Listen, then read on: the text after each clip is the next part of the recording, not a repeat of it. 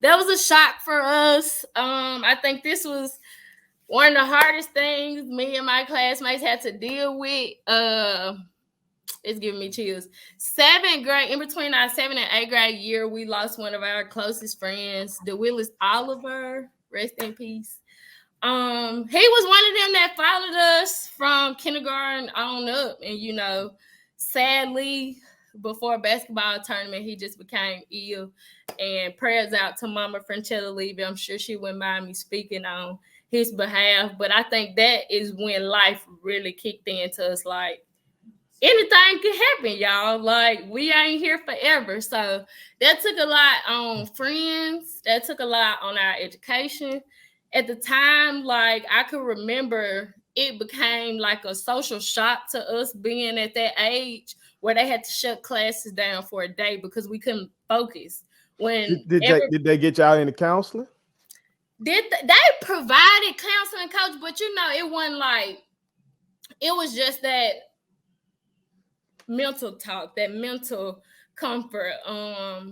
Shout out to my now auntie Caroline Montgomery. She was one of the nurses in the district at the time. So, she consoled us a whole lot and basically explained to us that what the illness was, and kind of, put a mental image in our head to allow us to interpret the situation better. So that was a thing for us. But otherwise, I think the transition from me and my classmates from Goodman Pickens to William Sullivan was great.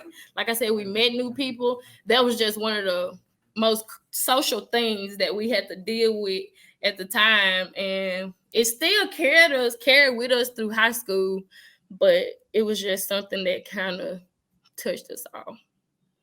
Yeah, I remember when I got there, because I got to William Sullivan your 9th grade year, but I still remember y'all saying DeWillis, DeWillis, DeWillis. I didn't know what y'all were talking about, but I gathered that this was somebody that meant a lot to y'all, and it was a traumatic experience for.